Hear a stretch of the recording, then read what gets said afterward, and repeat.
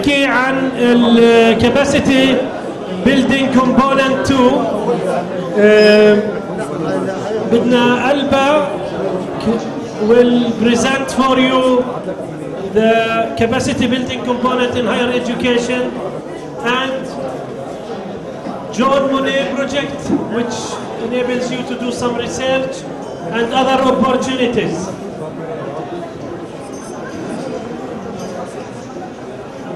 الشباب اللي برا، دكاترة أصدقائنا حبايبنا اللي برا يجوا لو سمحتوا.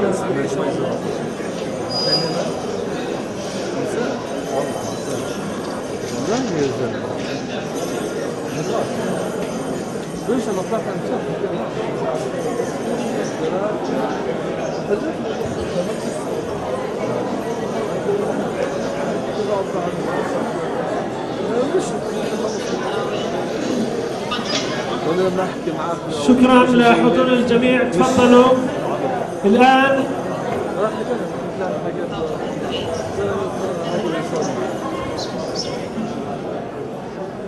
كما يكون انه احنا معاه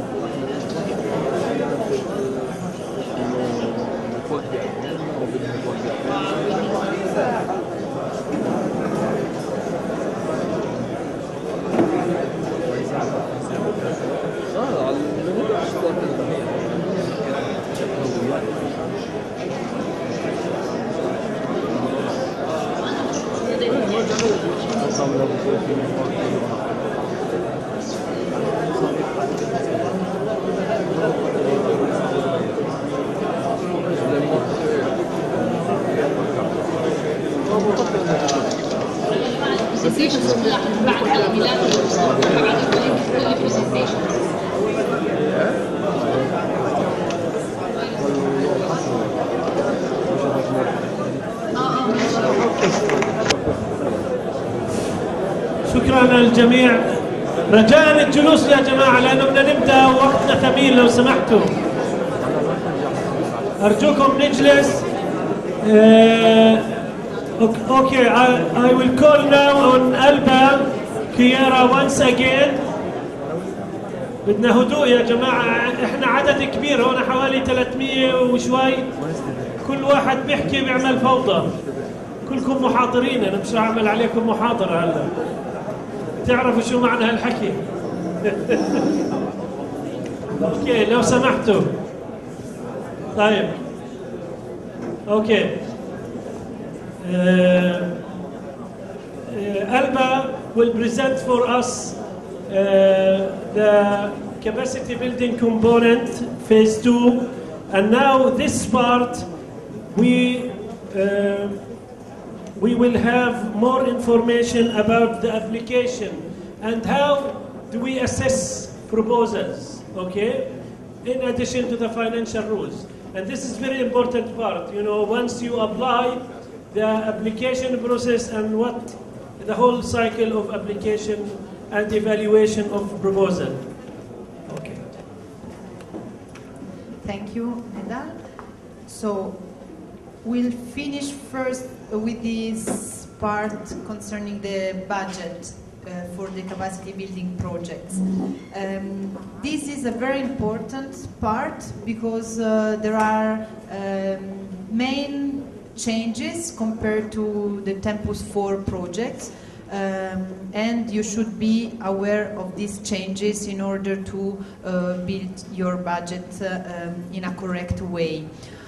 All these rules you can find in the program guide, which is published on the EASEA website, on the Erasmus Plus web page, and I really invite you to get familiar with this document because it covers the entire Erasmus Plus period, and there you have the description and the criteria for all actions under Erasmus Plus. So not only the capacity building action, but also all the action that we have presented this morning.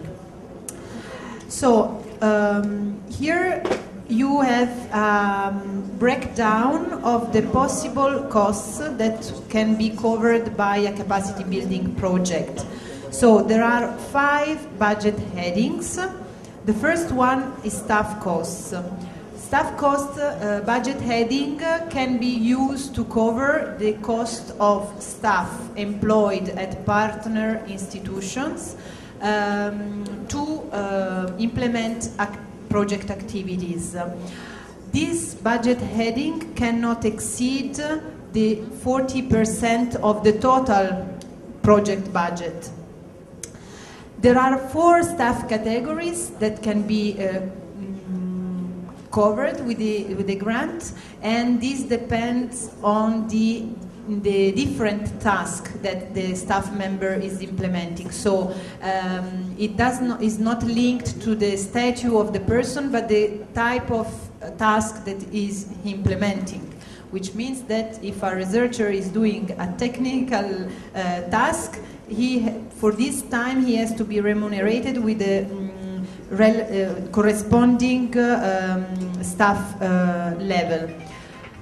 So you will find in the program guide all the costs, the unit costs linked to each of the 4 staff categories. We'll come back later on this point on the remuneration of staff, on the different unit costs for the different categories of staff. Travel costs is the second budget heading of a capacity building budget. Can be used to cover the travels of staff and students of the participating institutions. Travels in principle should be carried out amongst the partner universities, so the destination should be the location of another partner institutions. This is the general principle, and then during the implementation of the project you can have some flexibility. You can ask for a different destination, but this comes at a later stage once your project has been selected. Under cost of stay, you can remunerate the person who is traveling in order to cover the subsistence cost, the accommodation, the local transport during his or her stay, and in case they have obligatory or optional travel insurance, or the cost linked to the visa issuing. So all these costs can be covered with should be covered under this budget heading. Then you have a 4th budget heading to cover the cost of equipment. This cannot exceed, the total amount for equipment for the project cannot exceed the 30% of the overall project budget. The equipment can be purchased only for the benefit of higher education institutions from the partner countries. So program countries institutions are not eligible, and other partner organizations which are not higher education institutions cannot receive equipment from the project. This equipment must be instrumental to the implementation of the project itself, and has to be registered under the inventory of the receiving institution. The 5th and last budget heading of capacity building project can be used to cover the subcontracting. And the amount for this budget heading cannot exceed 30% of the overall project budget. With the subcontracting, we want to allow the project to outsource some very specific and time-bound activities that the consortium cannot carry out with the resources and the expertise it has. However, we want to underline that when selecting the project, we make sure, based on your description and your convincing, let's say, motivations and justification that the consortium has all the necessary expertise and skills and competencies to carry out the activities proposed. However, so in principle, you cannot outsource and externalize core tasks of the project, such as coordination or management or accountancy, but you can externalize services such as translation, external evaluations, for instance, IT services, so really specific tasks that cannot be implemented within the consortium resources. So those, and for the subcontracting, this budget heading cannot exceed the 10% of the total project budget. So those that I've just listed are the only expenditure that you can cover and with the project budget. All other types of costs linked, for instance, to publications, publishing, printing and publishing, or dissemination, organization of events, overheads, what used to be indirect costs, are not anymore eligible, are not foreseen as costs that can be covered by the project budget, and we assume that these costs can be covered as a contribution, so a co-financing of the participating institutions. In fact, as you can see here, contrary to the past, we don't have any budget heading mentioning co-financing. We'll come back to this later, but this means that we will not ask you to prove that you have co-financed. We assume that with this structure of the budget, you will be, in any case, obliged to co-finance. Here comes another very important novelty for the project budget, which is the method of calculation for the different budget heading.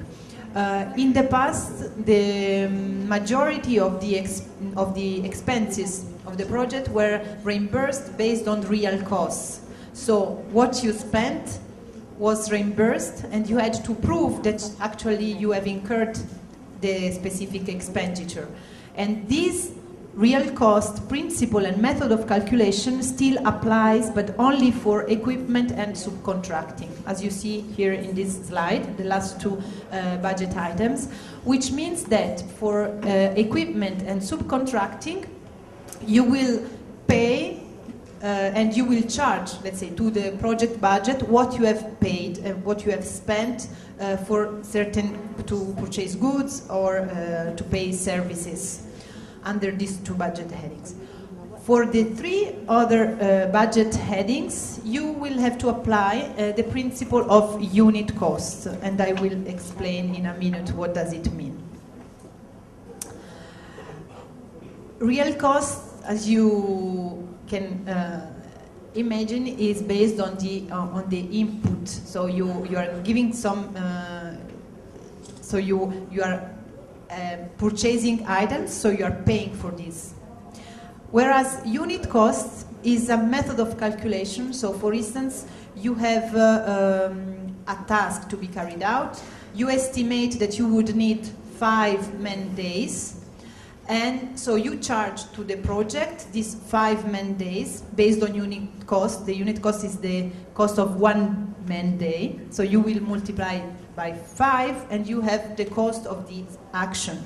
And this action so is based on the output of the activity. So you can say, for the development of this course, I need 5 man-days. So I will charge to the project this. But you will not have to prove the actual payment at the end of the project. It's a method of calculation, and based on the output, then, not the input that you give. Now, for the staff cost, you have reference unit cost in the program guide. This reference unit cost give you the cost of 1 working day per person, and it changes from project manager, to researcher, to technician, to administrative staff. So you will have, for the same country, for instance, 4 different levels of unit cost, depending on the category of the staff, on the type of tasks actually performed.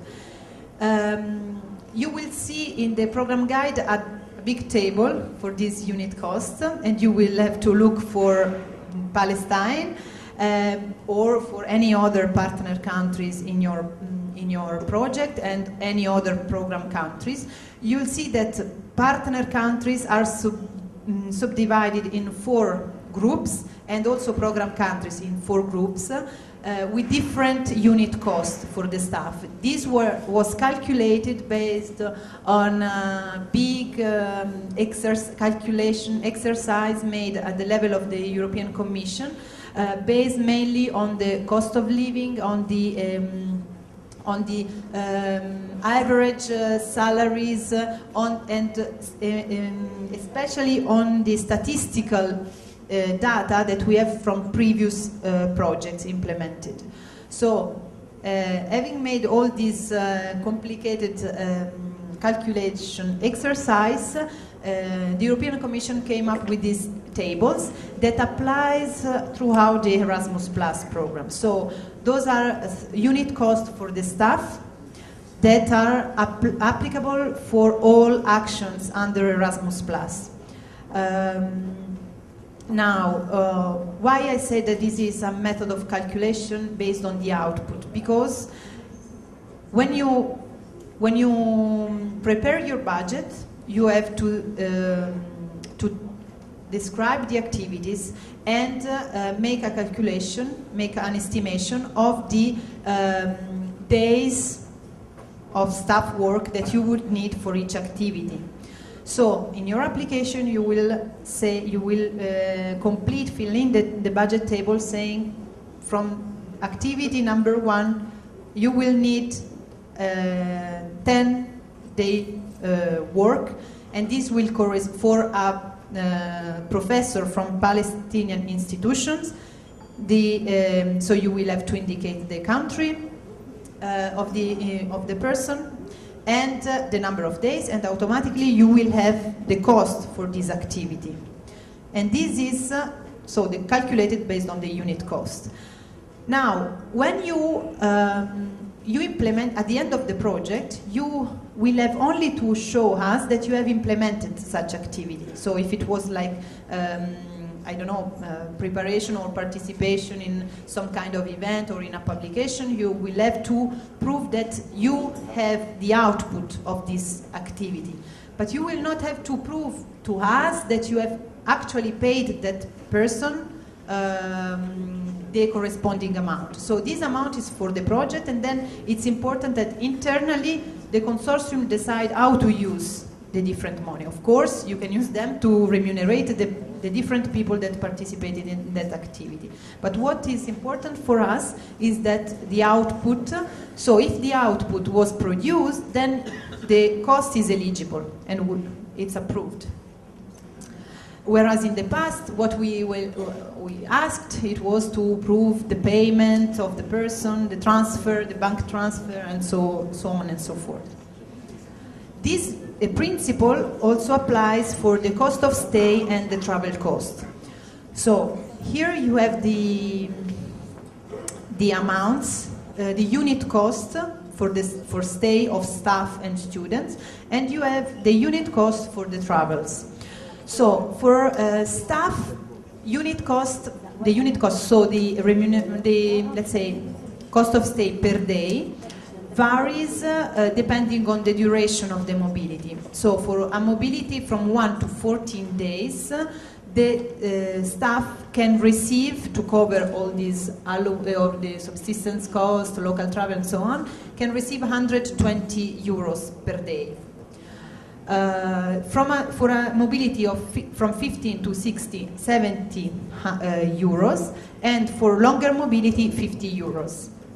For students, you see the rates here of the unit cost. Of course, it does not apply the last category because, as I mentioned before, within the capacity building project, the mobility for students, I'm not talking about the special mobility strand, cannot exceed the 2 months. So this means that when you build, again, you fill in the budget of your project, you will have to indicate the duration of the travel, and you will you will charge to the project the corresponding unit cost, multiplied by the number of days of the mobility.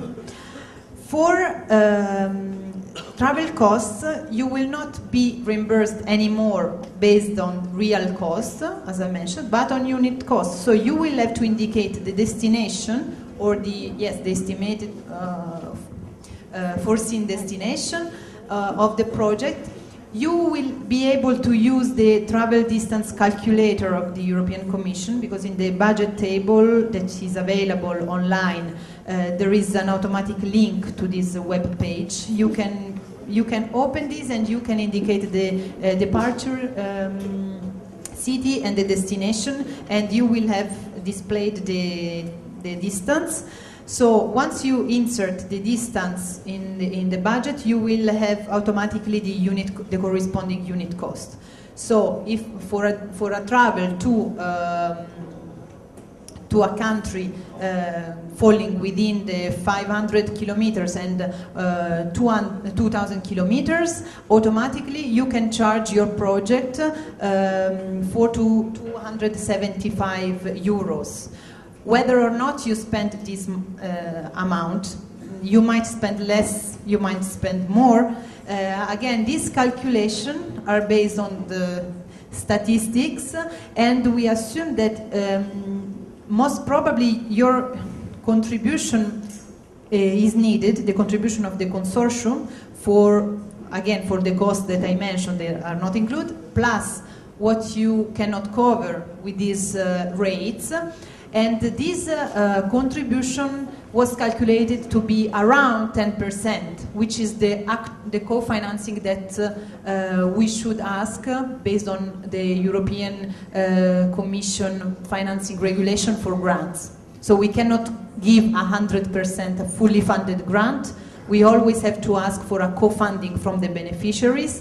In this case, we assume that we are not asking explicitly or to show that you co-financed, but we ourselves have made our calculation, and we assume that with this you will be more or less able to contribute by 10%.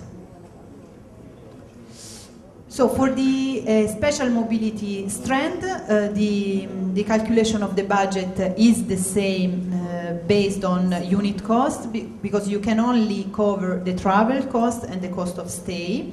I already mentioned that in overall the budget for this activity is a top-up to the budget of the project, which cannot exceed the 80% of the grant of the capacity building project.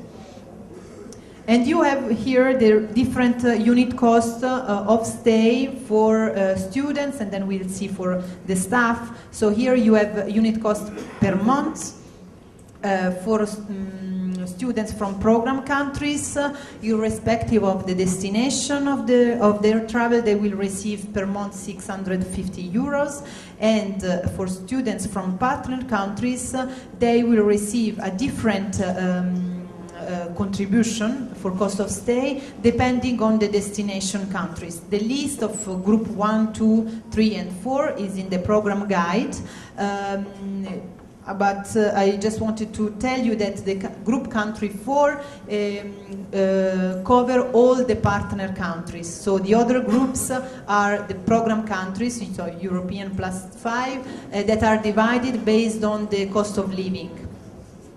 However, if the mobility of students from partner countries can be either to program countries or to other partner countries. Whereas, for instance, for students from program countries, of course, they can, under capacity building, they can just go to partner countries. They cannot. It's not an internal EU mobility. Then here you have the cost of stay for the staff. Here again, you have differences between staff from partner countries and staff from program countries, and you have a difference by category depending on the destination of the travel for the staff from partner countries, and you have a difference of rates also depending on the duration of the mobility of the staff. So I will not comment more on this because you have all these tables in the program guide. Of course, we can come back later if you have questions or you want additional clarification on this method of calculation. Here, the last and important aspect concerning the, let's say, the eligibility criteria concern the partnership agreement. Partnership agreement is an agreement amongst all the participating institutions of the project, which sets out the main important internal arrangements on financial management, project quality assurance, everything that concerns students, and most importantly as well is the conflict resolution mechanism that the consortium puts in place in case of problems. This is also a very important aspect. So the partnership agreements are now mandatory for each capacity building project. In the past, we strongly recommend projects to sign a partnership agreement at the beginning of the project. Not all projects did, but now we ask to all projects to do this. And we think it's very important, especially given the new methodology for calculation of the grant, because as I was mentioning, you calculate the grant based on the unit cost, then how you use it, it's internal management, and then you will report on the output. So it's very important that you establish amongst yourself all the arrangements and agreements on how to use. For instance, as a very simple example, you have calculated the unit cost for a travel, and then as you are very well organized, you booked the flight very early, and so what you receive from the project is a bit more than what you really spent on the activity. What are you going to do with the saving amount? Are you going to give it, to keep it, you will keep it, your organization will keep it? Maybe yes. You can reuse it for other activities. You will put in a pot to cover the activities that were not sufficiently financed. All these things, it's better to put them in writing, to think about it at the very beginning, at the early stage of the project, and to agree amongst the partners in order to avoid problems and misunderstanding during the implementation of the project. Very important, the partnership agreement must be sent to the executive agency at the latest within 6 months from the start of the project, the signature of the contract, which sometimes happen before, many times. We hopefully sign the contract before the starting of the eligibility period, but it can happen that there are minor delays. But so the reference is the signature of the grant agreement by the agency, so it's the last signature. Here there is another information on the partnership agreement. So we can accept either a joint partnership agreement, so signed, one document signed by all institutions, or bilateral partnership agreements, so signed bilaterally by each each partner institution with the coordinator. You will find a template on the agency website that you can use and readapt it. So, but it will give you some inspiration for your internal agreement. So that's all for the rules concerning the funding of the project, and I would move on to the third part. Okay, sorry. I forgot that here I put a slide that is summarizing briefly the main changes compared to Tempus 4. And this might be useful for those of you who have already experience in Tempus, so you're not you do not get confused with previous features and requirements. So as you've seen during my presentation, there is an important change concerning the minimum requirement for the partnership and the mandatory partnership agreement. The biggest change is the scope of the program, because now the entire world is covered and can participate in the projects. The special mobility strand is an interesting novelty for you. The introduction of unit cost, the size of the grant, which was reduced, the maximum size was reduced from 1.5 million to 1 million, and this because the experience showed that bigger consortia were more difficult to manage, and in any case the average amount of projects was around 800,000 euros. So based on the past experience, it was decided to readapt the budget. Another important change, and this concerns the application modalities, which is in the third part of the presentation, is the registration in the participant portal of the European Commission. All institutions participating in an Erasmus Plus program or action should register in the participant portal of the European Commission, which will give you what we call a PIC number, so it's a registration identification number, and with this number you can participate and apply in all action for which your institution is eligible under Erasmus+. So it's mandatory requirement. It might be that you having participating in other programs, especially under the research, you have already, your institution, your university has already registered and has this big number, so you don't need to register twice. You just have your identification number, and with this you can participate in all actions. And this allows me to move on to the third part, when I will try to illustrate, briefly, the submission phase and the selection phase done by the European, the executive agency. So the first part is more for you on how to apply for the grant, and the second part is more to illustrate to you how we proceed during the assessment phase that will bring us to the final word decision. Here, the calendar for you to be respected, especially is the deadline for the submission of applications. It's the 10th of February 2015, midday Brussels time.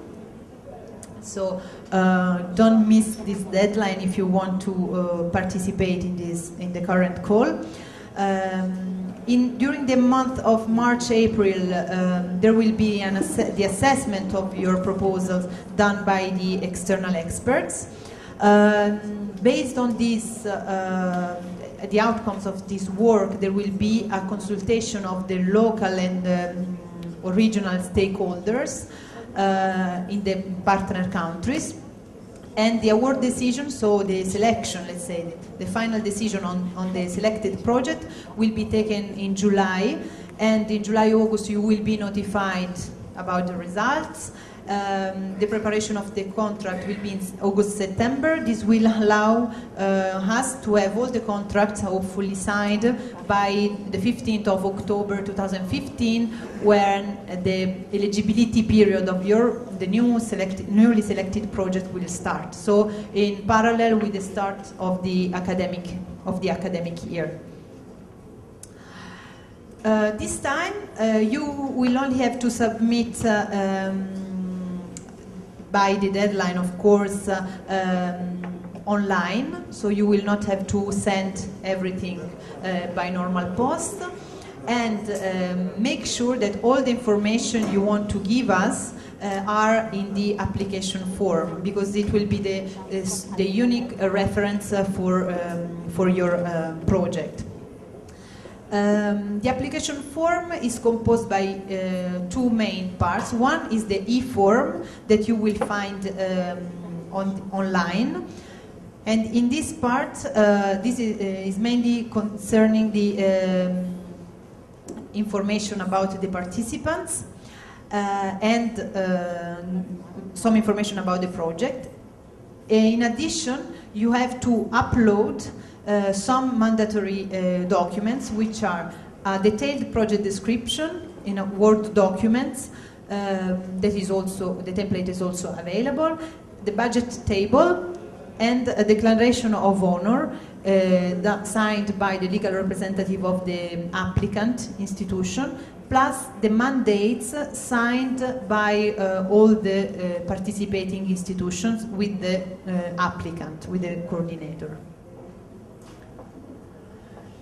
Okay, here you have the list of the different parts of the e-form and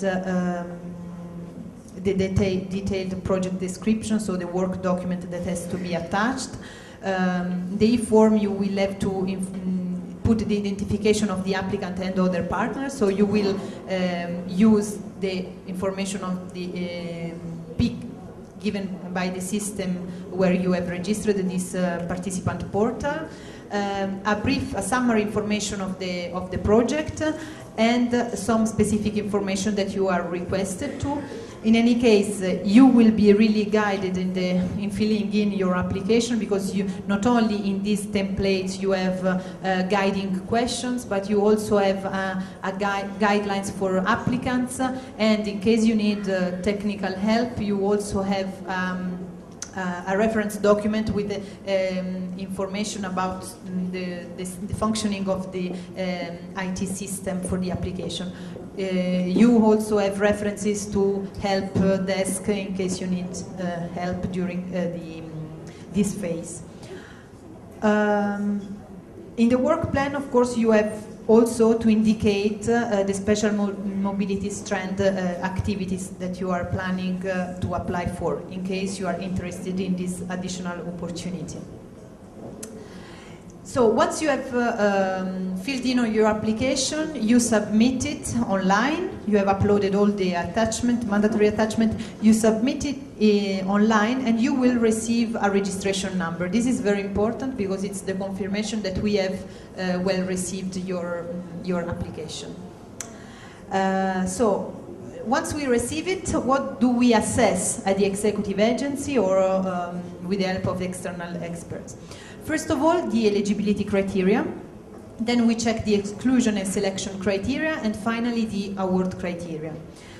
Eligibility criteria, so it's the formal submission requirement, so you respected the deadline, you have respected the grant size, duration, and all the requirements concerning the eligibility of participants.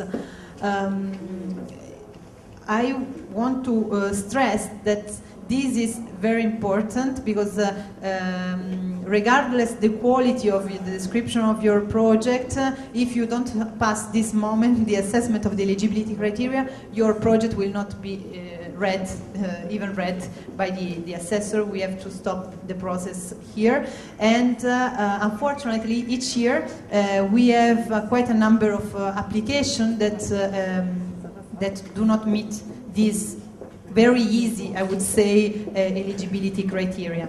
So please read the criteria very well on the program guide and make sure that you are in line with the requirements of the eligibility criteria. The second step concerns the exclusion and selection criteria. Those are, the check is based on the documents that you are requested to submit. Especially the legal entity form and the financial identification form, but these you will be requested to upload when you register in this participant portal. Then the operational capacity and the exclusion criteria, which is the fact that you are not in bankruptcy or professional misconduct and so on and so forth. This is declared in the declaration on honor. So we check that the declaration of honor is duly signed.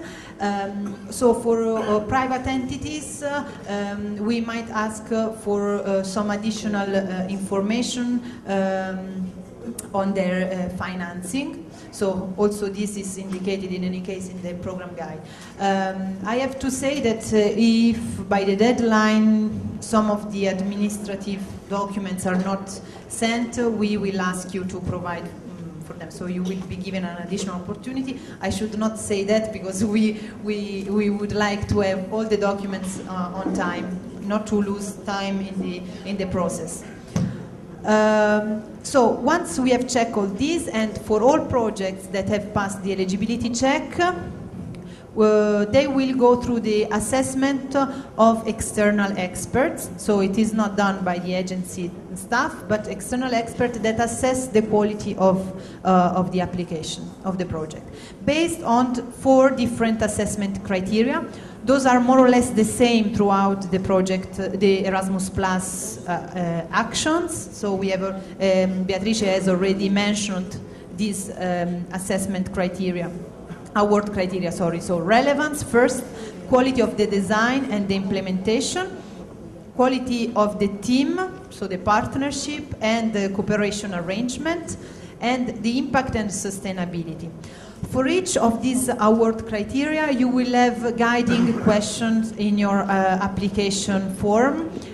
So please try to reply and to convince an external reader that your project is relevant, that it's well designed, that the implementing mechanism in place are efficient, that you have established a good cooperation, that all the partners show complementarity and the capacity to implement the planned activities, and so on and so forth, the impact of the project, and how you plan your dissemination strategy and the sustainability of the project outcomes at the end of the EU funding. So all these aspects are really very important, because your application will be assessed around these elements. For each award criteria, you will receive points, and your proposals will pass to the next step of this process if it receives at least 60 points in total, and if it has received at least 15 points for the relevance. So there is a minimum ceiling for the criterion of relevance. For the special mobility strand, so there is an additional award criteria, which is the quality of the design and of the implementation of the mobility scheme. So you have to show that this additional activity is complementary and is instrumental to the implementation of the capacity building project, that it provides an added value, it gives an added value to your project. You have to describe the arrangements that will be taken amongst the participating universities on how to implement the mobilities, and also to ensure that these mobilities are recognized at the end. All these were mentioned before. So based on this kind of assessment, this additional part, I would say, component of the project will be assessed and will be given a score based on a scale of 20, so from 0 to 20. What happens afterward? Here you see the process. We receive the application, we do the eligibility check that has been then assessed by the external experts that are giving a score and points. Based on this, we do a ranking of all the proposals, and we will have a short list of projects, and here comes the consultation with the local stakeholders. So the executive agency, we have a short list of the first projects that can be selected. We make an estimation of how many can be funded with the available budget. And on this basis, we transfer more or less 3 times the number of potentially funded projects to the local stakeholders, so the ministries of education in the partner countries, the national Erasmus Plus offices, and the EU delegations in the partner countries, asking them to give us their assessment on the relevance of these proposals in the local context. So once we receive this feedback, there is an evaluation committee in Brussels composed by the executive agency, the commission, and the services of the commission that will decide based on different elements now, so the ranking of the experts, the relevance, and the available budget, in order also to ensure a geographical balance of the funding. There will be a final ranking list within our grant award decision that, as I mentioned, should be taken in July, so that you can be notified during the month of August. So this action is centrally managed in Brussels by the executive agency, but as mentioned, we work in close cooperation with the national Erasmus Plus offices in the partner countries and with the EU delegations in the partner countries. We also have international Erasmus Plus contact points in the program countries, and those might be of help for you, for instance, in the partner search. So in the executive agency website, you can find the contact details of these offices, and you can contact them through also the National Erasmus Plus office in order to look for potential partners of your project. Of course, additional help can be found in our Erasmus Plus website. In the program guide, of course, this is, let's say, the reference document that you should use. You should have on your desk and to consult whenever necessary, and you have lots of accompanying documents that have been published with the current call.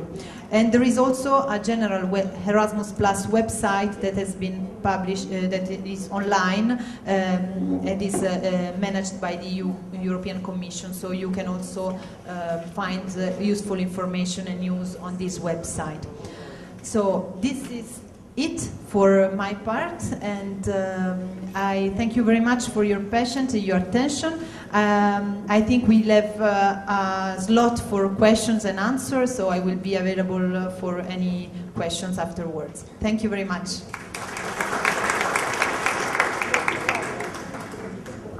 Thank you, Alba. This is very detailed and thorough presentation. Thank you for it. But I'm sure that just to keep in touch with all these details, we're going to post all these presentations and details in our website.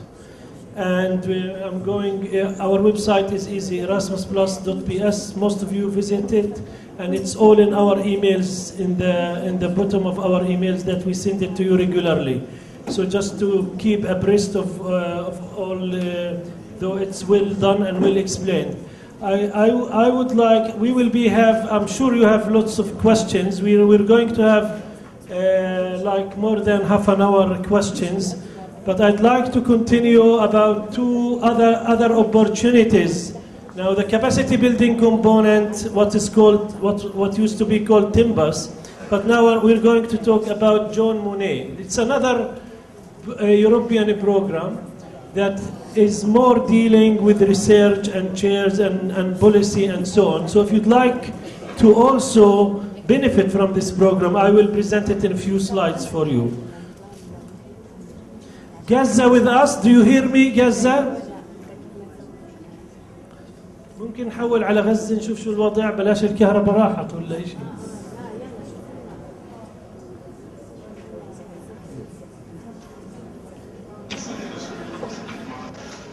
هلو غزة معنا؟ على طول يعني متابعين. وصلنا جون مونيه. يس معك. خلاص تمام. شكرا لكم، شكرا. كثير منيح يعني نشوف الوضع عندهم شوي بس انه John Monnet focuses on European studies to promote excellence in teaching and research on European integration process in various disciplines. Main objectives to equip young professionals with knowledge of European Union subjects, to stimulate teaching and research on European Union, and to foster dialogue between European Union and the world in higher education. So this kind of call of John Monnet is more interested of partnership and research that deals with European Union. Capacity building is, as it is more capacity building for institutions. How does it work? Project grants promote excellence through three legs, let us call it. One, teaching and research, modules, chairs, centers of excellence. Policy debate with academic world like networks, projects, and support to activities of institutions and associations. Now, if you want to apply, annual calls for proposals issued by the European Union directly, and there is an open call. The deadline of it is 26th of February 2015. And as you can see in the link below, also all of these links will be posted in our website. So don't bother about taking notes, just focus, if you like, on the main ideas. Applications may be from an institution in any country of the world. You could apply as Palestine. I think it's good to apply, and there are some people who already won John Monnet grant. Dr. Dodin, I don't know if he's here, and others that they already applied and won before. So this is another mechanism that really we urge you to utilize and use at other countries. Proposals assist also only one applicant institution, but in formal involvement of partner institutions is possible, particularly for networks. Proposals assist by experts on the same criteria: relevance, quality, impact, and dissemination. It's actually the same criteria of other programs. More information you can find in these links, and this presentation will be also posted. You can use it. Now, besides John Monnet and capacity building, Old Timbus, and credit mobility programs, there are also other programs funded under Erasmus+, and we'd like you to be cognizant of, because really it will help a lot to make use of it. We'd like you really to benefit from it. One of the items, and this is actually, look at the note in the yellow side here, partner countries able to take part only if there is a clear added. So it has to be it's a bit challenging. We have to have an added value, because this is mainly for European countries, but we still can take part in these ventures if we have distinctive or an added. It's more competitive. So, and if you like more information, I can provide you with it. So strategic partnerships is to foster quality and innovation in higher education institutions by stronger cooperation with enterprises, research organizations, and social partners. So it's more in public-private sector ventures. In new joint curricular programs, project-based cooperation with enterprises, new learning techniques and resources, integrate various study modes, distance, part-time, modular, and so on. So program country higher education institutions can apply to their national agencies to manage strategic partnerships. There is another component with the same structure. It's more competitive, it's more competitive for us as Palestine, because it is mainly directed to European countries, but we can take part in it. which is called knowledge alliances. knowledge يعني زي تحالفات معرفية أو يعني تجمعات تكون من عدة مؤسسات. Structured long-term cooperation between higher education institutions and enterprises. Deliver a new multidisciplinary curricula responding to business needs. Stimulate entrepreneurship. Facilitate the exchange flow and co-creation of knowledge between higher education institutions and enterprises. So program country higher education institutions can apply directly. This component is through IKEA and we could help you in this as well. Youth cooperation, which is very important, and I know some youth organizations invited here by like Dr. Hussein Hroub and others, so there are some interest, and I think this is an area that you could benefit from in sports and youth. Youth capacity building, it's also through IKEA and cooperation and exchanges between program countries and other parts of the world. You could do this with other country, you know, like joint activities for youth and sports and so on. Mobility of young people and youth workers managed by national agencies. Youth exchanges for up to 21 days that could be done, you know, exchange between youth, Palestinian youth maybe and European. European voluntary service up to 12 months, unpaid full-time voluntary work for 17 to 30 years old.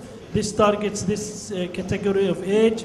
And mobility and training of youth workers. If you are interested in PhD programs, because you know the master mobility is more in a program that you used to know through Erasmus Mundus, and it was presented by my colleague Beatrice, but in the doctoral program it's more under Horizon 2000, which is another program, and it's under Marie Curie Actions. It provides as well new joint doctoral programs from 2014 onwards with fellowships. And if you like to have, it offers also individual research grants. If you are interested as a researcher, you want to do your PhD, of course there is lots of details and criteria that you need to do, but it's all in this website, okay? So also this will be presented in our website. Erasmus Mundus Joint Doctorate Program. So you have it under two tools. There is the Marie Curie under Horizon 2000, and then you have it under Erasmus Mundus Joint Doctorate Programs. This used to be, but it will continue till 2017, as you know it. So it's still going on, but it will stop by 2017, and after that you are left up if you want to continue PhDs with Marie Curie through Horizon 2000. So that's it, and I know you are very anxious to bombard us with lots of questions. The floor is yours.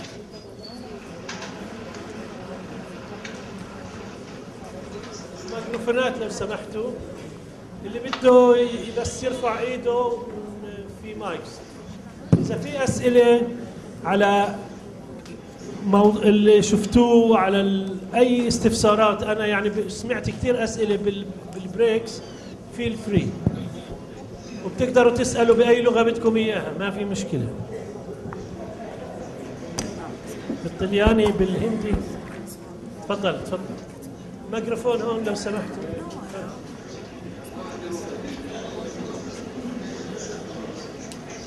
رجاء نعرف في نفسنا ونسأل إذا ممكن.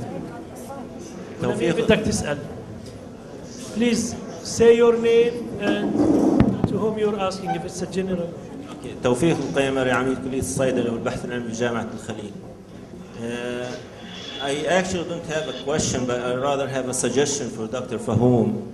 Since we understand that Erasmus Plus don't support buildings or build buildings, okay, and they do support instruments and equipments.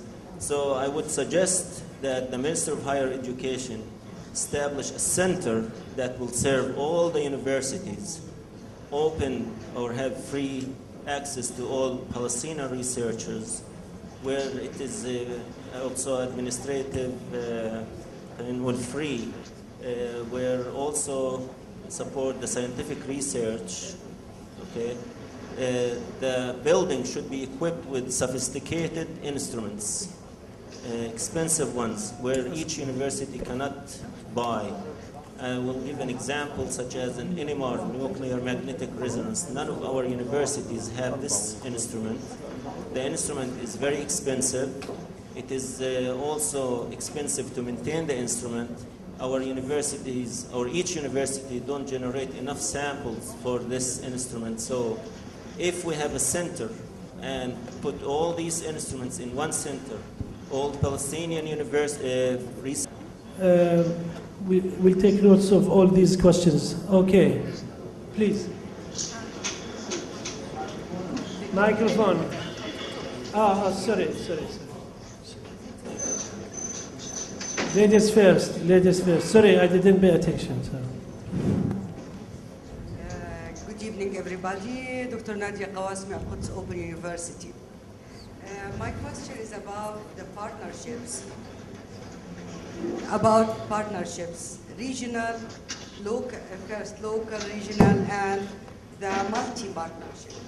Now, concerning to the needs of these institutes, higher education institutes, we can find that the local institutes might have the same needs and interests, for example. And also it matches with some of the regional partnerships. But what about the needs of other institutes, higher education institutes in Europe? Sometimes we have things in common and we have other things that are not in common. So do you have database for some of the, for instance, requirements or what it's available in the European higher education institutes that matches or agrees with what our needs in Palestine, for example? Thank you. Thank you for your question. Yes, please.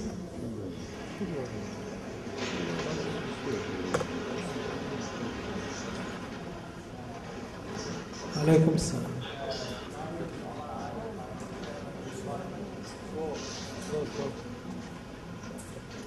Chairman of the Department of Sociology at Al-Najah National University. I have a policy question to Dr. Fahom and Ms. Alba. I'm sorry, I don't know your last name, but Ms. Alba. Palestine is under occupation for the last 100 years. With all appreciation for what the European Union has been doing, I haven't seen in the regional priorities or national priorities or in the 8 categories that Dr. Fahom has mentioned anything about some national liberation, national peace institute, or some kind of a peace institute, or a nation building institute. I would like to see if there would be some direction towards some activities in the European Union or in the Erasmus that will build the capacity for nation building or peace initiatives. Thank you. More questions? Yes.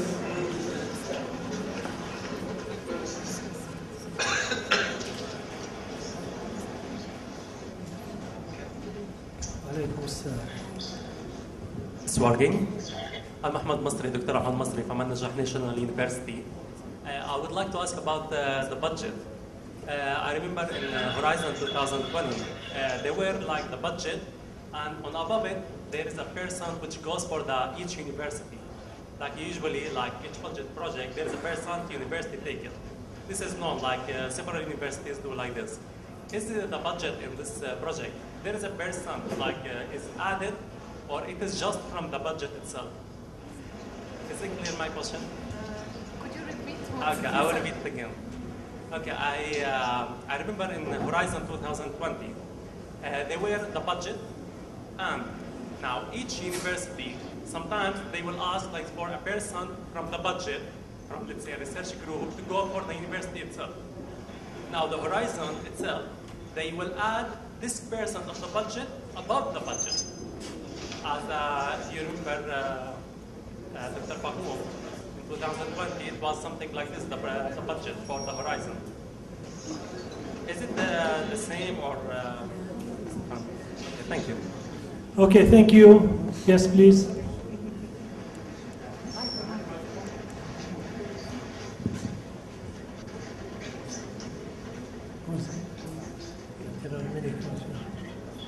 Yes, I'm Dr. Rizk Sarmoudi from Arab American University. Thank you for the presentation. Actually, I was trying to all the time from the presentation to figure out an answer to my small question. We already have some sort of partnership with European universities in our university. So the question is it possible within this program to accommodate our partnership in Erasmus Mundus Plus? So the already running partnership with some European universities lacks some sort of funding, for example. Is it possible to accommodate it within the Erasmus Mundus or Erasmus Plus framework or not? Thank you. Okay, we'll take those 5 questions now, answer them, and get back to another round. I will start with Dr. Fahoum. You have the questions. Please.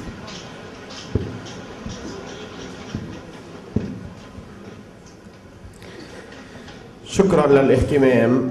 بالنسبة لسؤال دكتور توفيق من جامعة الخليل عن إمكانية وجود مركز بحث وطني أو خلينا نسميه قومي على الطريقة المصرية اللي بيخدم العديد من المجالات البحثية والتخصصات بحيث يتوفر في هذا المركز العديد من الأجهزة والمعدات اللي بتخدم مثلا النانو، اللي بتخدم البيئة، اللي بتخدم وهكذا.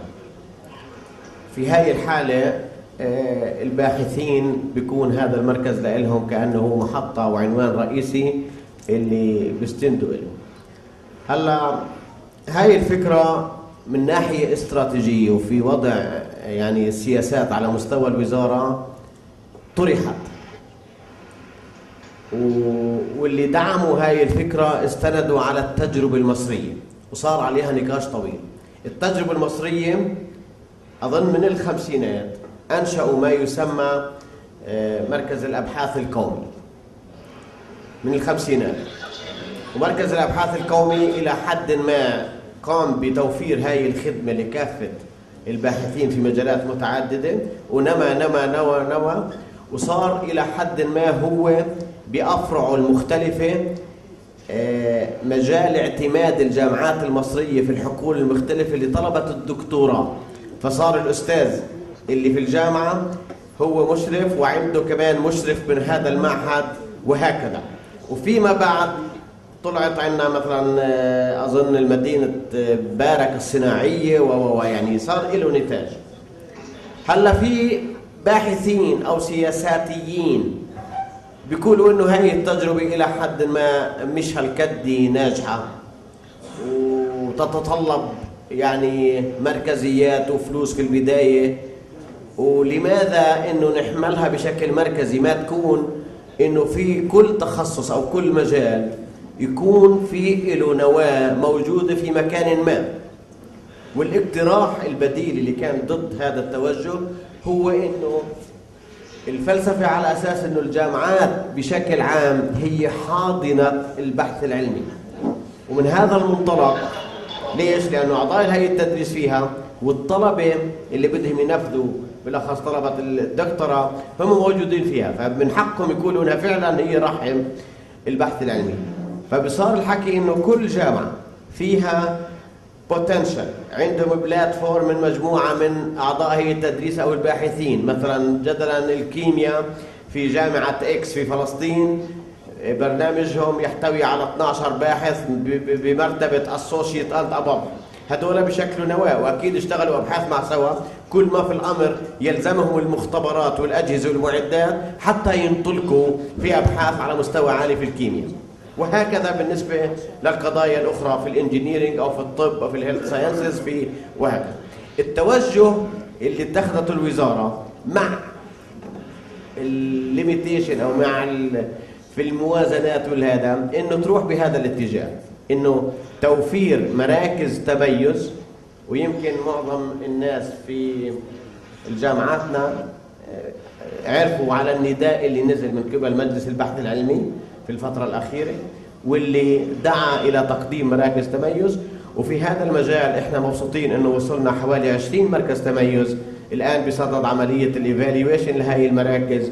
وهي بدناش نحكي هلا التفاصيل عن هذا، بس بدنا نحكي انه من حيث المبدا توفير مراكز في داخل الجامعات وبشكل تخصصي قد يكون انجع لوضع فلسطين من ما انه يكون في مركز بحث وطني مركزي اللي يحوي كافة التخصصات. يعني قد تكون هيك التوجه. هذا باختصار. أكتفي وأترك المجال لك.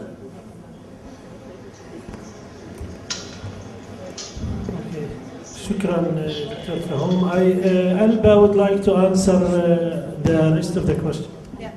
Yes, thank you. Okay. I will ask to the more technical questions on the projects. So first of all, concerning the partner search, I guess it was more on how to get to know the, let's say, cooperation offer from the program countries. We do not have, as executive agency, a tool for partner search as such. And we always say that the ex-Tempus, former Tempus projects and now capacity buildings are really characterized by a bottom-up approach. So the proposal comes from the partners. So it depends on your needs and on your capacity to let's say propose ideas for project and cooperation within the universities in Palestine or with other partner country institutions and with the program country institutions. So you can build on your previous experience, on your bilateral contacts with partner program countries institutions. However, what you can also do, so we really count on your being proactive in their partner search and in making up your proposal based on your needs. For the partner search, what can be offered, let's say, from our side is the work and the knowledge that our network of national Erasmus Plus office and international contact points in the program countries have on the partnership possibilities. So if you are interested to cooperate with partners from France, for instance, or other Germany, Italy, you contact, and you can also be proactive in giving some ideas, project ideas already, informing them that you are searching partners in a certain field so that they can match your, let's say, needs with the offers from the European side. As concerned the budget in the capacity building projects, the budget is composed by the 5 budget headings that I was mentioning, and this is the grant that will be awarded if your project is selected. You are not asked to provide co-financing formally, let's say. At the end of the project, we are not asking, or at the beginning, we are not asking the participating university to add something to this grant. But as I was mentioning, the method of calculation is done in a way that you will be requested, you will be obliged in a sense to contribute. But we are not giving any formal or official requirement to add on the top of it. Probably at the end of the project, once you have had all your costs covered, you can indicate in your final report the co-financing. So what the university have contributed to in the project, but this can be used for statistical region or for you to show that actually there was a participation and a contribution from but it's not calculated, like, let's say, from an accountancy and financial point of view. So I don't know if this replies to your question.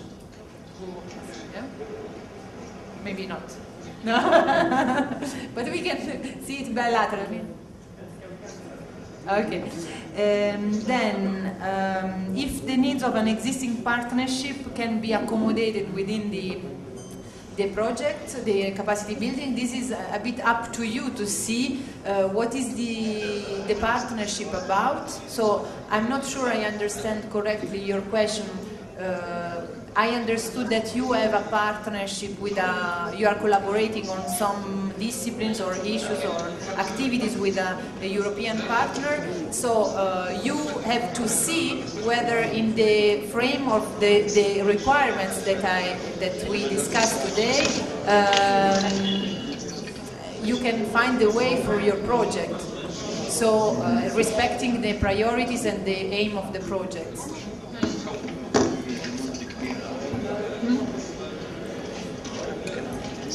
Okay, just a minute. We'd like to give the floor to Gaza for a few questions. 5 questions from Gaza, please. And there is, of course, an answer still pending that Beatrice will answer, but I'd like really to give the floor to Gaza because they made intifada already there. في questions. في أسئلة يرفع ايده. تفضل أستاذ عرفات. رجاء نعرف بالاسم وتقدروا تحكوا بأي لغة بس إنه تعرفوا بالاسم والجامعة.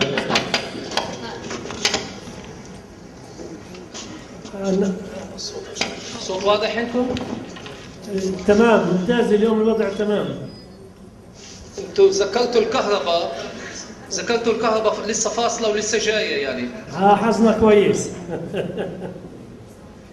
طيب أنا عندي I have 2 questions. This is Arafat Elaf from Islamic University Gaza. I have 3 simple questions, but they have a broad answer if you let us know. Yeah. First one about the partnership. I know from Timbus, before I have experience from Timbus, that the lead should be from a university from the West Bank. We respect this. But can we have the opportunity to be in Gaza universities as a lead in the partnership? Second one talks about the priorities of the national strategy of Ministry of Higher Education. Is there some type of main priorities that we can think of? The national maybe research center that you talk about, or the excellence centers. These are excellent ideas, but there are priorities from the ministry that guide us or give us indicators to think of. The third one talks about a budget. Is there a symbol or a rough number for budget available for University from Gaza that makes us very encouraged to do such a work with the Erasmus Mundus Plus? Thank you very much. Thank you very much. I'd like to ask thank you for the question. I'd like to ask everybody here and in Gaza to be brief in their questions, and also will be brief in our answers, just to make use to take the large number of all these queries. And of course, I respect all your questions. Thanks for your interest. Please, the second question. Another question from Gaza.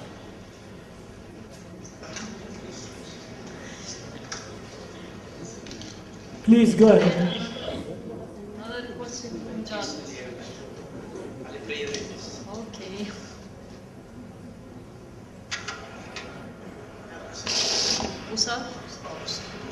Okay, I'm Amani Maqadma from the International Relations Office.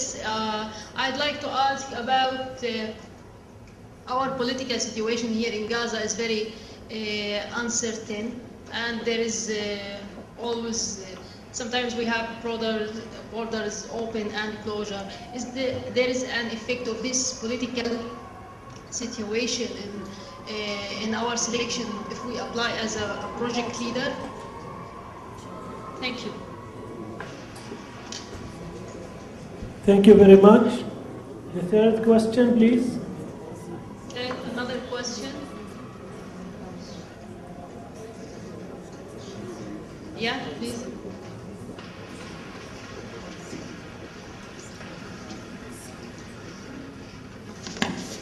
Mr. Sharif Al-Aidi from Al-Azhar University, lecturer at Faculty of Economic and Administrative Sciences, and also a member of International Relations Unit in Al-Azhar University.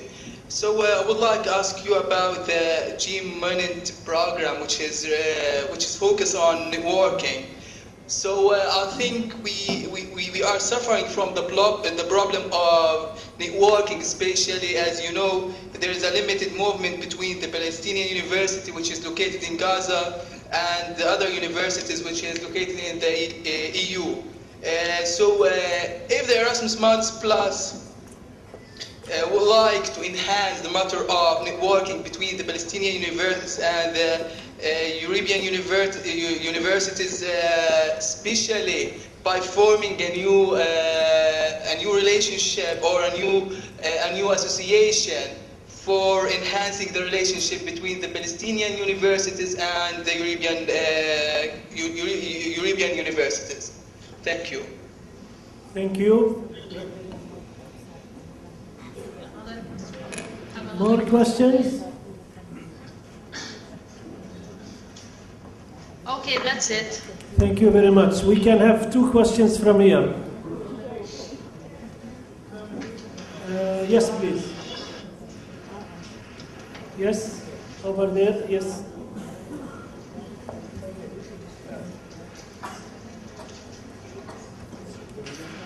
تفضل هيا تفضل. Hisham Darwish, Arab American University in Jenin. My question is simple. Can the same person participate in 2 projects or more? If yes, at what level? Okay, thank you. Thank you. Got it. What's your name again? Hisham Darwish. Hisham Darwish.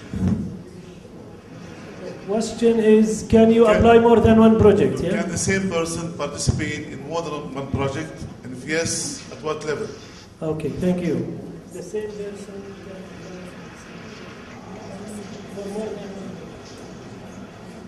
Okay, Dr. Irene, and then you, please.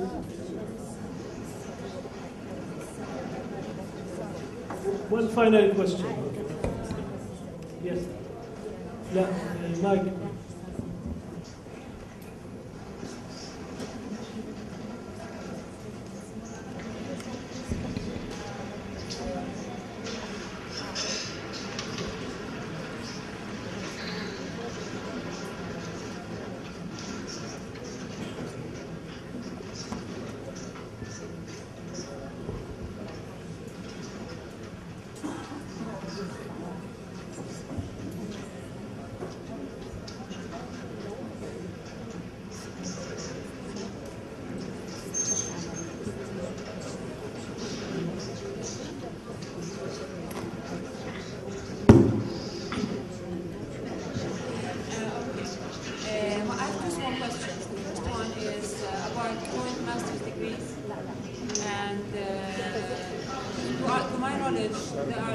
We don't have a mechanism, nor criteria or requirements to recognize master's degrees by Palestine.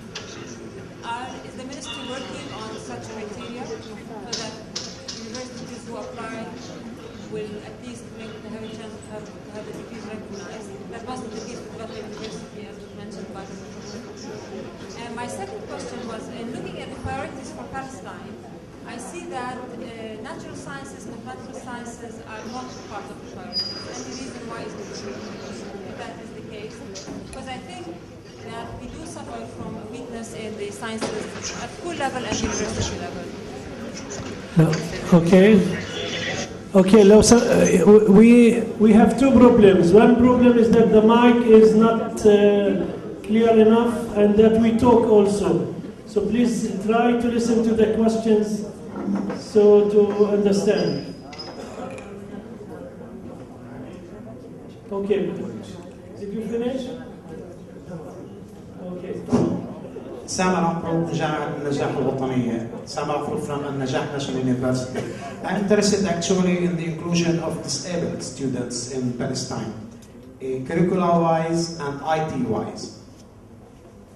Inclusion of disabled students, different disabilities, IT-wise adaptation and curricular-wise adjustment, etc.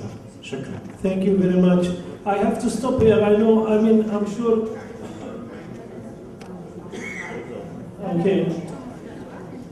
Okay, next round. Okay, thank you very much for your interest to ask, and we'll start with the previous question. Patrice will answer the question concerning peace and. Yes, I will be very brief. Of course, this is a political problem, and we are technicians. So I don't understand. I don't speak fluently Arabic to understand if Dr. Shalabi has answered. But at technical level, at the European Union, we have a program named the EU Partnership for Peace, which is a program in support of civil society organizations, non-governmental organizations. So as such, universities can apply. Okay, thank you. Now we'd like, Dr. Fahoud would like to answer some of the questions. There is one for, yes. From Gaza and Dr.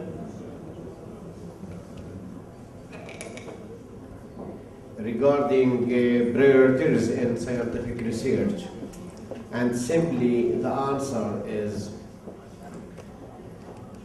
it is very important to determine the priorities.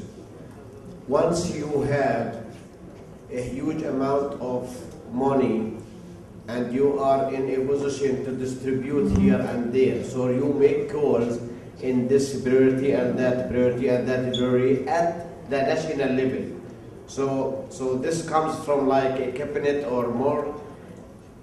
Once we have like a superior council for research or whatever, then such things will be applied very easy. But speaking about higher education institutions, each higher education institution for sure have multidisciplines. All the specialization are in. It is very difficult to say that the priority is, let us say, in agriculture. So the people who are in this program only will benefit and work and so on. So what about the other specialization at universities? So it is not applicable. Very important if it comes from like the cabinet saying that for the 3 coming years our focus is on industry. So we want this and that and this, and the amount of money allocated for such improvement, it's about like 1 million. Let us go ahead as a Ministry of Higher Education or a planning and make a call to receive the perfect proposals to deal and to attack the necessary things in this. So in this case, it works. Otherwise, what we are doing, in my opinion, is perfect, and this is exactly what even the EU doing with the projects. It is generally speaking, okay, these are the major areas: health, agriculture, food, engineering, and so on. Because all these areas in any country are very important, but the amount of money to allocate for each could be different. What is allocated for health could be more than what is allocated for social sciences, and the opposite could be the same. Thank you. Thank you, Dr. Fahoum, for the clarification. I'd like us to answer one quick question from Gaza about the partnership, and that the lead is in our project is only for West Bank universities. This is not right at all. I mean, there are some universities, including the Islamic University, that hosts this event, that they are the coordinator of projects. So it's highly competitive. You can apply and win, and if you are the coordinator, you will be the coordinator. And there are many Gaza universities who are already coordinating our projects. Just as a clarification, concerning the issue of mobility, which is the situation in both Gaza, you suffer more, and in West Bank as well. It's a real bottleneck, we know, at the level of visa and at the level of travel among our cities, but this is more at a political level, I think, and there are many issues that, you know, our office tried to clarify and map to IGIA in this respect, and I'm sure they are aware and they became very flexible in this. Yes, just to expand a little bit more on this, I just want to add that normally we take into account difficulties, so we are flexible in accepting modification in the work plan, for instance, for the activity that should be carried out in a certain period, we can allow to postpone activities, to have them organized in other countries. So we take this situation into account, trying to facilitate the implementation of the activities of the project. But as was said, it's more at a political level. We do our best to accommodate the needs from a technical and implementation point of view. Just another, to reply to another question about the possibility to apply for more projects. First of all, it's not the individual person that is applying, but it's an institution. So the institution can apply for more than one project, so it can be an applicant for more than one project. There is a limitation on the possibility to award the grant to the same institution. So within the same call, the same institution can be grant holder for a maximum of 3 projects, 3 grants. And another question was about the budget available for Gaza. So I have to clarify that there is no budget earmarked by country or by region within a country or region in the sense of. But yes, there is a budget allocated for the region in the broad sense, so a group of countries. And in the current call, I'm sorry because I thought there was a slide on the available budget, but it was not in my presentation. There is a total budget available for the capacity building call of around 140 million, and 28 million are for the southern Mediterranean region. So we plan that more or less there will be around 32 projects allocated, funded for the entire region. But there is no budget allocated for each country. So it's quite competitive. It's up to you to build a very good and competitive application to be able to be awarded with the grant. I have another 3 questions from here and 3 from Gaza. Dr. Ahmed. الميكروفون لو سمحتوا.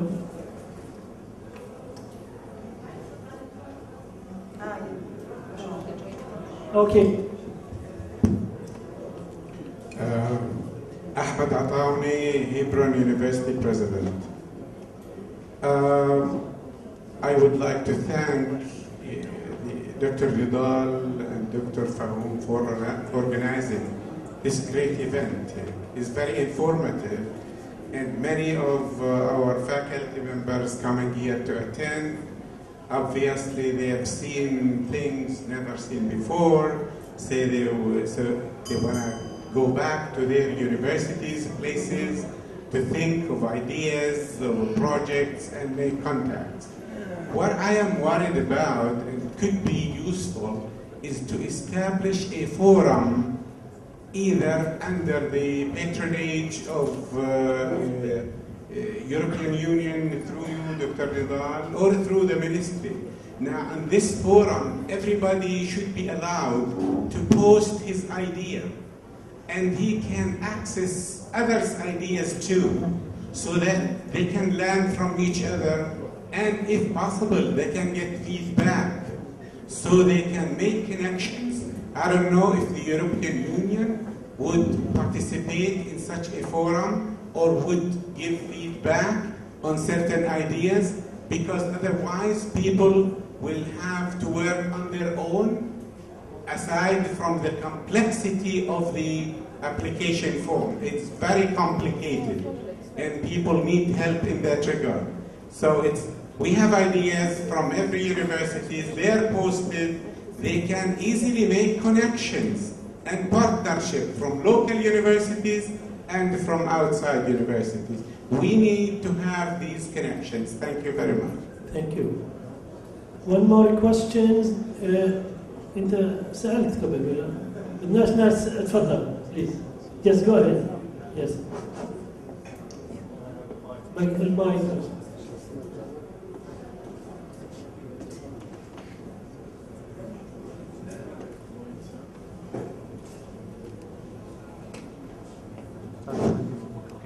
Dr. Hamza Azabadi from Al-Najah National University. My question is about John Money activities for teaching and research. I would like to know what's the maximum permitted period of stay abroad, and do all the program countries eligible, or do you have only specific list of countries who are eligible? Thank you. Thank you. One final question from here. Yes. Thank you, Ridal. Hisham Qadoumi, Grants Officer, BJS University. You have, Alba, emphasized many times in many places in your presentation about the added value that each institution must have, so that having a competitive proposal.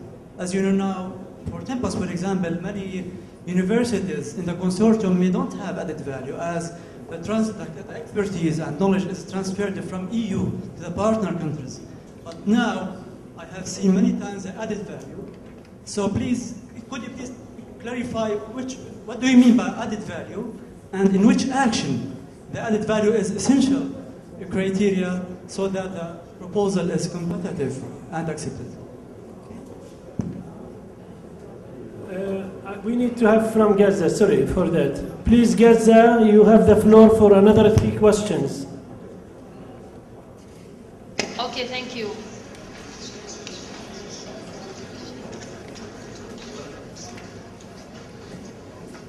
Okay, assalamu alaikum. Hatim Hamad, Jama'at Islamiyya Gaza.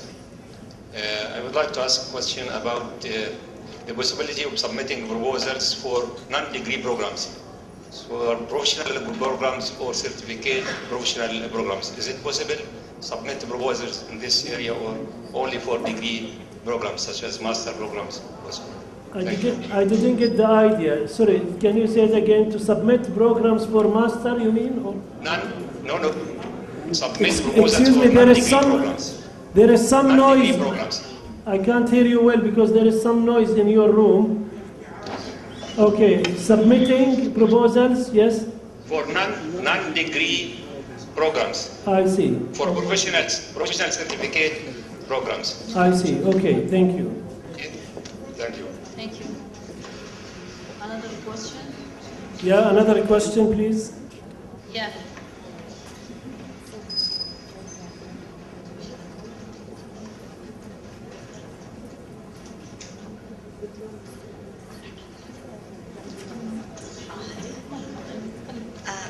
السلام عليكم. أنا اسمي راوي حمام. My name is Rawi Hamam. I'm working at Gaza Community Mental Health Program as a community mental health professional. There is a partnership between Gaza Community Mental Health Program and Islamic University in implementation for high diploma in community mental health. I want to ask if we can get benefit from this grants. Can we apply from Gaza Community Mental Health to have a master degree or a doctorate degree in community mental health, or make like to build a research department, for example? And thank you very much for all of you. Thank you. Another question? كمان سؤال. تفضل.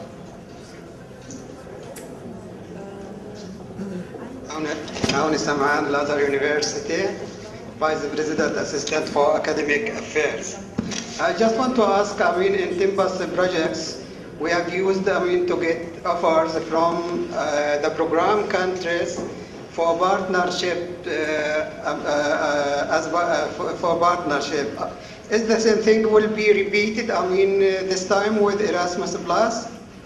The second question, I want just to denote that the time assigned, for the staff members is not suitable for us in Gaza at all.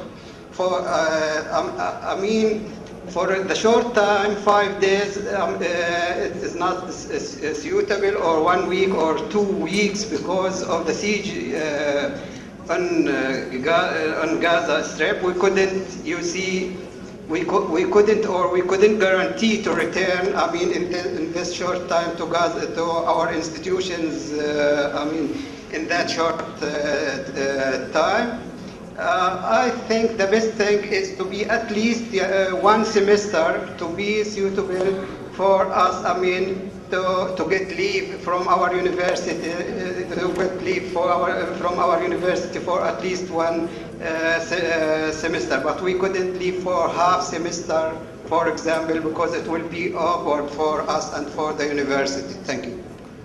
Thank you very much. I will stop here and we will answer these 6 questions quickly, but please, I'd like, really, I know these questions are of main interest of most of you, and some of you might not be interested in some questions, and then there is some noise. So it will be good that everybody listens to the answers, and you like to answer, so okay. So Dr. Fahmy. The question regarding a new regulation at the Ministry of Higher Education for the joint programs and so on, I can tell that really the accreditation and commission agency at the Ministry of Higher Education, ACAC, is really working hard nowadays to develop regulation regarding the joint programs and similar things. So just to inform you that really we are serious in this to face what is going around us at the region, at the international level. Thank you. Dr. Irene, you mentioned something else about joint master degrees. This is your question, and if I want, you want to answer this? I think that was the answer. So okay, that's very fine, thank you.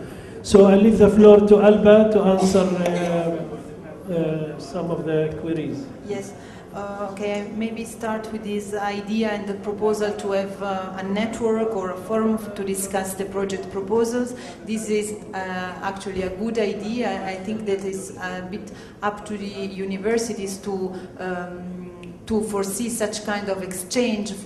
At our level, what we do is to give the mandate to the National Erasmus Plus office, because it's the let's say the reference point for all the institutions in the partner country to support as much as possible this phase of preparation of project proposals. So this is our focal point in all partner countries, ex-tempus partner countries, because unfortunately we do not have the same structure in the new countries, but you can, I'm sure, approach NEDAL for this, to have ideas and to also to help you in your project application and to make contacts amongst universities or to organize, I don't know, coordination events in this period.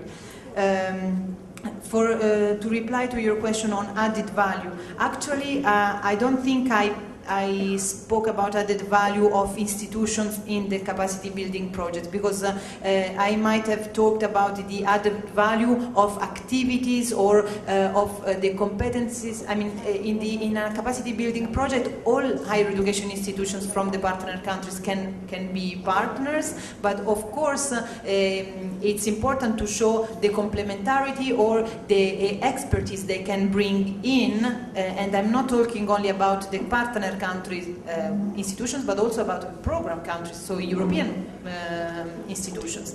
When we stress about the added value is in other component of the Erasmus Plus that are mainly addressed to the EU institutions, for instance the joint master degree grants. there they are, because we are talking about masters for excellency and for innovation, so they are mainly addressed to EU, to bring up the excellency of the EU higher education system, but it's open to universities from other countries if they can bring in an additional added value. Having said that, so once the master is funded, there are scholarships available all over the world, for all students and scholars from all over the world. Then for the development of professional certificate programs, this is possible because I've seen that for Palestinian, for instance, priorities, there is this lifelong learning as priority, or the relations, strengthening relation between higher education institutions and the business sector enterprises. So in this framework, as this priority, you can propose projects that are working on the development of training and professionalizing program. Jean Monnet teaching and research, there was a question concerning the length of mobilities in the framework of this action. Actually here we are talking about not about mobility. So we are talking about the possibility of funding chairs, Jean Monnet chairs, modules, and center of excellence. So in this case, we are talking about developing programs or teaching modules or teaching chairs on the EU integration or EU-related issues. In this framework, when the chair is granted, then you can fund also participation in trainings or in conferences to build up knowledge on this on the issue. But it's not a mobility program per se. There was another question about the length of mobility for people from Gaza. As mentioned, we fully understand the specific situation, but the length from 5 to up to 2 months is the, let's say, the minimum and maximum duration within the additional mobility strand for a capacity building project.